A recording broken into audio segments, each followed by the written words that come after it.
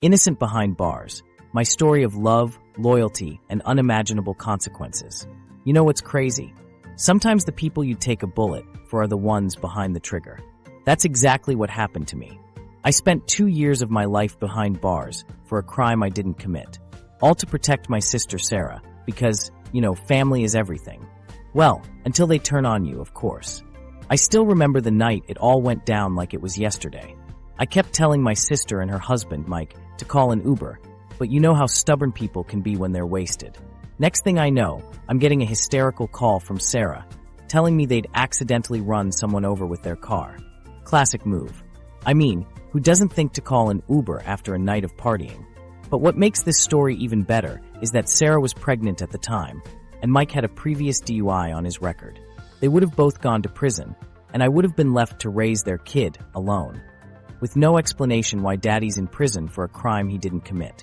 So like the idiot big brother I am, I did what I thought was right. I turned myself in as the driver.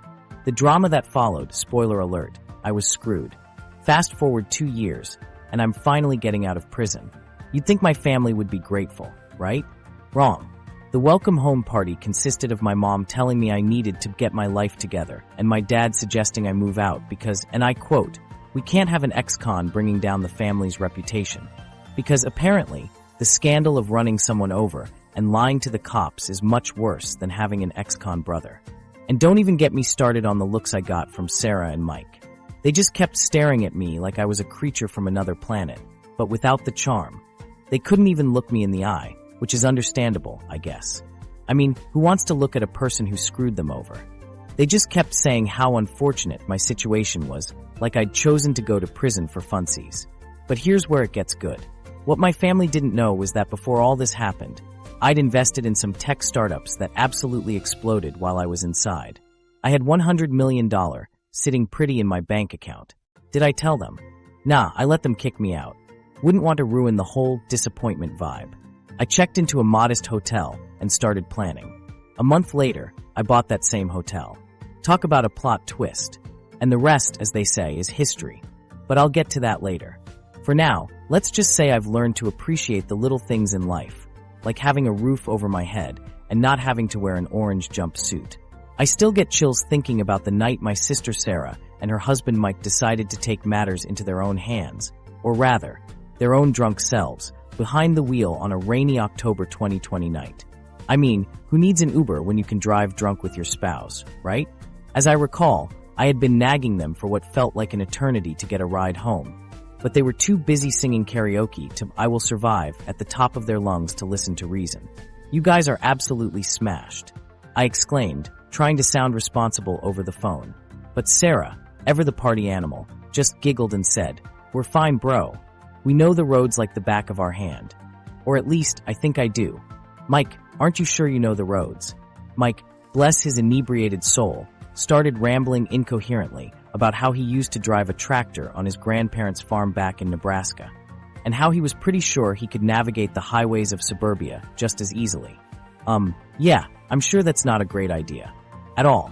Next thing I know, I'm getting a hysterical call from Sarah, screaming something about, "We hit someone, oh my god, we have to get out of here. Mike, we can't just leave him lying in the street." I'm pretty sure she was on the verge of panic, and by extension, a nervous breakdown. I tried to keep my cool, but I could feel my heart sinking with every passing second. And that's not counting the impending doom that was their DUI records, and of course, the impending doom that was the victim they had mishandled. As it turned out, the victim was in a pretty bad way, and the good Samaritans who'd stumbled upon the scene were phoning it in to the authorities in droves. The police were combing the area, looking for the person behind the wheel of the car that had done a fine job of turning what seemed like a leisurely evening into a living nightmare. Here's the thing, though. Mike had already had a DUI on his record, which pretty much meant that his life was about to take a drastic turn for the worse. And to make matters worse, Sarah was pregnant at the time, which is a whole new layer of stress and drama that I hadn't bargained for. It seemed like the last thing anyone needed was a jail sentence, let alone a prison term, to go along with an impending fatherhood, on top of the impending doom of their careers, and more importantly, the potentially lifelong effects on their self-esteem and sanity. As the inevitable stared us straight in the face, What did the wise big brother that I am do? That's right, I rolled over, assumed responsibility for the heinous crime, and turned myself in as the driver. I mean, what's a little thing like a lifetime in prison when you've got family to protect, right? As I stepped out of the prison gates, the warmth of the sun on my skin was a stark contrast to the cold, hardened hearts of the people I loved. I thought for sure that my family would be overjoyed to see me, that they'd throw their arms around me and thank me for enduring the darkness for their sake. But nope, that's not exactly how it went down. I mean, don't get me wrong, my mom did make an effort to look slightly less disappointed than she had the day I got arrested. But her words were still laced with a healthy dose of, "You should have thought of that before you took the fall for us. Get your life together, dear," she said, patting me on the arm like I was some kind of wayward puppy. "You have a lot of catching up to do." I tried to smile and nod, but inside, I was seething. She had no idea what I'd been through, the nightmares, the endless cold strips of bologna sandwiches, or the privilege of sharing a cell with a guy named Bubba who thought he was a professional cage fighter. As for my dad, well, he'd always been the practical one. You know, the type who'd trade his kid to the highest bidder if it meant getting a better deal on a new Escalade. So when I walked into the house, I should have known better than to expect a hero's welcome. "Mike, we need to talk," he said, casually glancing at the clock on the wall like he was keeping a meeting appointment. Mike, my brother, was more like the evil stepbrother who'd always resented my existence. But hey, I loved him anyway, even if he did have a disturbing fascination with feminine hygiene products. But that was beside the point.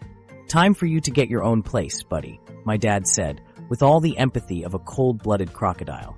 And I quote, "We can't have an ex-con bringing down the family's reputation." As if I'd ever wanted to be known as the guy who'd risked his life to save his family from ruin. The old age adage about sticks and stones came to mind as I turned to leave. Sticks and stones may break my bones, but my family's rejection? That was a whole different kind of pain. Sarah and Mike, my supposed family, looked on from their spot on the couch like a pair of awkward, smitten teenagers. They tried to sound sympathetic, God bless M, but it was like listening to a rendition of Hail to the Chief sung by tone-deaf cheerleaders. "It's just so unfortunate, your situation," Sarah cooed, her voice dripping with false sincerity. "I mean, you could have had so many opportunities. Freedom." I gave them a nice, bland smile, the kind one gives the in-laws at a family gathering. Hey, at least I didn't choose to go to prison for kicks. That'd be weird. For a second, I thought I saw a glimmer of genuine comprehension in their eyes, but then their faces reverted to the bland, overly made-up masks they wear everywhere. "That's all true, but, well, it's just a shame," Mike said, his voice about as genuine as a stolen coupon book. "The fact that two people I loved so dearly could be so callous, so dismissive of my struggles, it shouldn't have hurt as much as it did. But deep down, I knew I'd made the ultimate sacrifice. For them, I gave up my freedom, my sanity, my soul. At best, they owed me gratitude, not the shallow pity of strangers at a white elephant exchange. So I smiled, gave them a big, reassuring nod of solidarity, and said, "Hey, it's all right. Don't worry, I'll just find a new family to love me now." That was the last time I saw them. Not that I was particularly eager to reconnect. They've had their time to grovel, to fake concern, and fake fealty. It's my turn now. Life after prison was not exactly what I had planned, but I wasn't complaining. As I stepped out of the correctional facility, I felt a sense of freedom that I hadn't experienced in 2 long years. But the real freedom came when I remembered the bank account I had opened in my real name, not under an assumed identity. You see, before I took the fall for my family, I had invested in some tech startups that were so hot they could have melted the walls of my cell. Fast forward to me being released, and I had $100 million burning a hole in my bank account. I mean, who needs therapy when you've got that kind of cash? I should have told my family, but where's the fun in that? Instead, I decided to live the life they would have wanted for me, minus the family drama. My first hotel. I remember walking into the lobby of the hotel I picked. It was a modest place, but I saw potential. I mean, who needs 5 stars when you can make do with 3.5?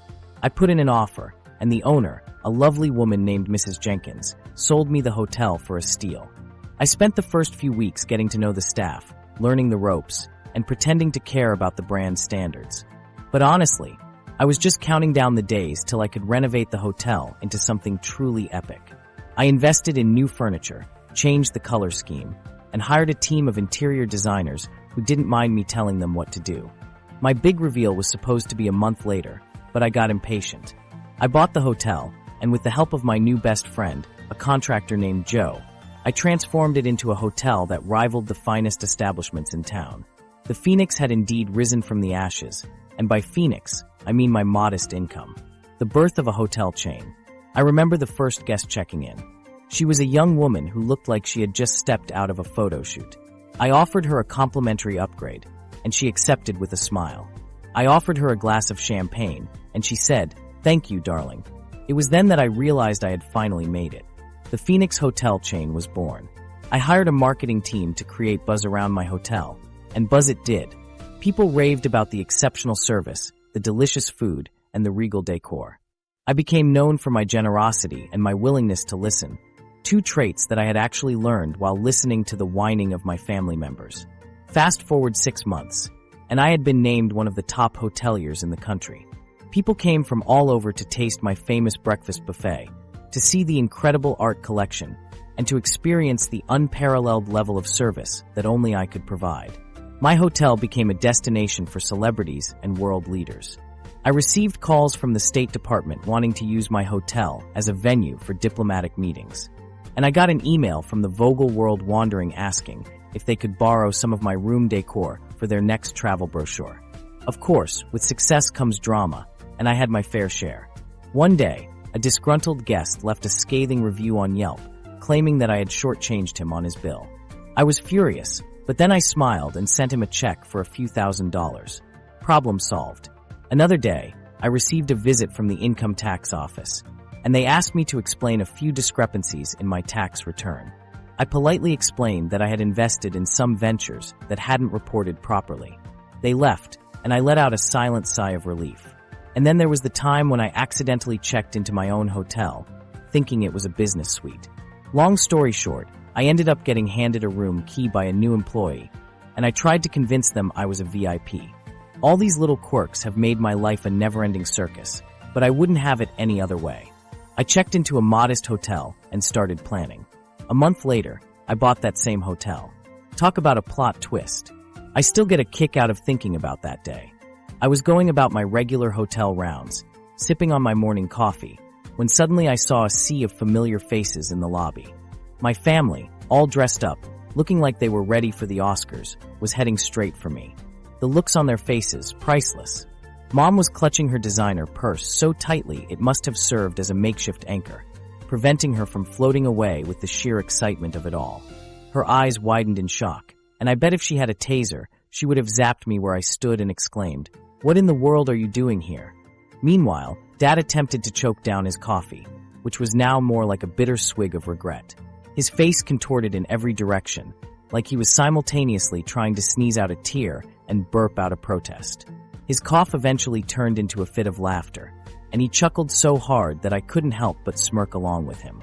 But poor Sarah, she turned whiter than our luxury hotel room's Egyptian cotton sheets, which were notoriously crisp and pristine. She looked like a ghost, fading away into thin air. I swear, if I had a megaphone, I would have loudly proclaimed, "Surprise," just to turn that look into a shriek of unadulterated joy. We exchanged a few awkward, brief hellos before Dad burst into an over-the-top, sarcastic welcome. "Wow, nice to see you two, family in residence. Yeah, you don't belong here, or we'd have noticed sooner. Keep up the good work on blending in." We all couldn't help but laugh at his ridiculous humor. Mom tried to salvage the awkwardness by chiming in with a question. "When were you planning on telling us? We're having a family baby reunion up in the ballroom, and we were about to think you intentionally skipped it." Sarah chimed in shortly after, dramatically. Flinging her arm around me, "We've missed you so much. We had to make do without you at first. It was tough." As they reminisced about all our favorite childhood moments, our baby's first cry, its milestones, and so on, my face couldn't help but crack up. Life in the hotel was always this entertaining. We eventually welcomed Sarah's little bundle of joy to join the rest of the tribe, her adorable baby, who would be having his 1-month anniversary celebration in the great ballroom. The atmosphere finally turned to genuine warm laughter. Mom unwrapped her purse, Dad returned to his real coffee, and all that followed. Sarah snuggled into her baby tightly as the scene transitioned seamlessly. Where did I get the energy for this chaos? You guessed it. As I stood behind the reception desk, I couldn't help but think about the irony of the situation. I, the perfect son, the one who had always tried to fit the mold, was now face to face with the ones I had protected with my freedom, paying the price for their carelessness. Mike tried to play it cool, saying they had no idea this was my hotel. Sarah started crying about how much they missed me. Mom and Dad suddenly remembered all the sacrifices I'd made for the family. How could I have forgotten? They seemed to say with their eyes. But the real clincher was when they asked to speak to the manager. The same guy who had been at the bar drinking a bad beer and loudly complaining about his ex-wife's new boyfriend. That guy. Me. I stepped away from the desk and put on my best, I'm the manager smile. But you know what I did? I smiled, welcomed them to the Phoenix Hotel, and assigned them our best server, Maria. She was a sweetheart, with a smile that could light up a room and a sassiness that could take down anyone. I made sure to warn her ahead of time that it was going to be a long night. The look on their faces was priceless when they found out they were seated near the bar, right next to the guy who had been loudly recounting his excruciatingly bad breakup. I could see the color draining from their faces as they realized they were about to experience the full force of Dad's misery. Kill them with kindness, right? So, I made sure to let Dad try his hand at playing the piano with a special performance of I Will Survive that even Gloria Gaynor couldn't be proud of. I had to intervene before he started doing karaoke to Ice Ice Baby. When Mom asked for a glass of wine, I made sure to accidentally mention to some of the guests that the party was hosted by the family who kicked out their son after he took the fall for a hit and run. The room fell silent, and I'm pretty sure I heard Mike's eyes grow wide with understanding. As the night went on, things only got better. Sarah tried to sneak out, but I had the fire alarm set so that whenever she reached for the door, it would trigger and Mike would get to experience the thrill of a fire evacuation while carrying a tray of drinks. Classic. All in all, it was a night to remember, and I had to admit, it was fun watching the ones I loved squirm. But as I watched them walk out of the Phoenix Hotel, I couldn't help but feel a pang of guilt. Maybe I should have just taken the easy way out. After all, revenge was sweet, but forgiveness was priceless. Looking back, going to prison wasn't the worst thing that happened to me. It showed me who really had my back, or in this case, who didn't. It taught me that sometimes losing everything is the only way to figure out what you're truly worth. The funny thing about hitting rock bottom is that the only way left to go is up. These days, I'm not just surviving, I'm thriving. My hotel chain is expanding to 3 new locations next year. I've started a foundation helping former inmates rebuild their lives. And most importantly, I've learned that family isn't always about blood. Sometimes it's about the people who show up for you when everyone else walks away. So here I am, living my best life. Sure, my family still tries to contact me. Amazing how a few $1 million can jog someone's memory about how much they love you. But I'm good. Better than good, actually. Remember, folks, karma isn't just a word. Sometimes she's a hotel owner with a perfect view of success.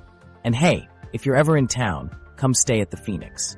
Just don't try to blame your hit and run on someone else. We have really good security cameras. Don't forget to like, subscribe, and hit that notification bell. Drop a comment below telling me what you would have done in my situation. And remember, sometimes the best revenge is living well in a 5-star hotel.